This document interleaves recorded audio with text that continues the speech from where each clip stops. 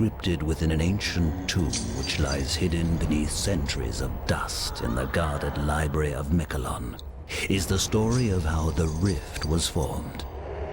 Though most cannot recall a time when the Rift did not divide the Enclave from the Outlands, they were at one time unified. In that time, there were lands which were believed to bear the very essence of magic, for they were lush and prosperous. All who did not hold the secrets of the soil, which were protected by the Pact of G4, coveted these lands fiercely. The great demon, Vatar, knew that with this magic, he would be invincible. He would at last prevail over all. Venomously, he led his army to attack the dwellers of the land to claim it as his own. The battle raged, and the people fell before Vatar's vast army. Victory was so close it could be tasted upon their blackened tongues. As bodies of the defenders lay sprawled about them on the bloodied field. Exultantly, Vatar rose to proclaim his triumph. It was then that disaster struck, in the form of a pathetic little wizard called the Mighty Zale. With a roar of anger and anguish, the wizard slapped his staff into the ground.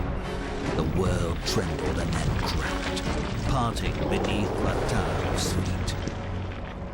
With an outraged scream, the demon lord plummeted to the depths, to be consumed by the earth he sought to rule. A chasm grew from this powerful blast of magic, wide and longer than any could measure. It was too vast to be traversed, thus separating the people who fought against Vatar forever. The devastation on the faces of the defenders was a small consolation to the Dregatar, as they retreated to pray for Vatar's return. It is said that time heals wounds, and perhaps it is true. For in the centuries after the land was torn asunder, it appeared that magic began to knit them back together.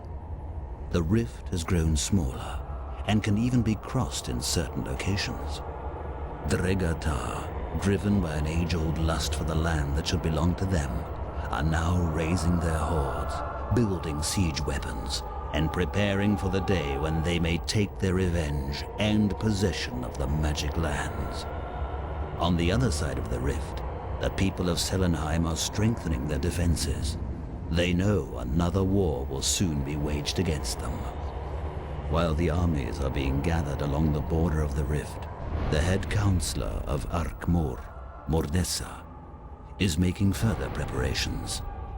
Volunteers are being brought to her for special tasks, and there are rumors about an ancient force about to be awakened, one that has been slumbering for hundreds of years. And it is here that our story begins.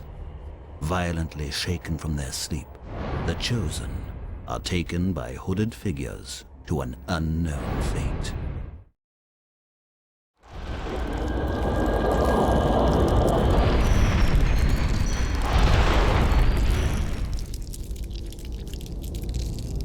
Time has come.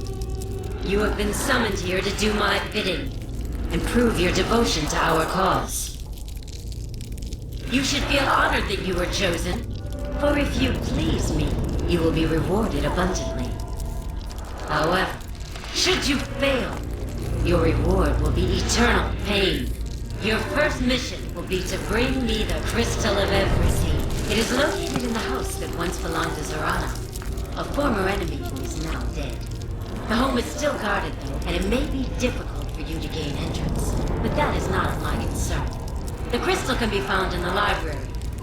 Bring it to me. It may prove useful very soon.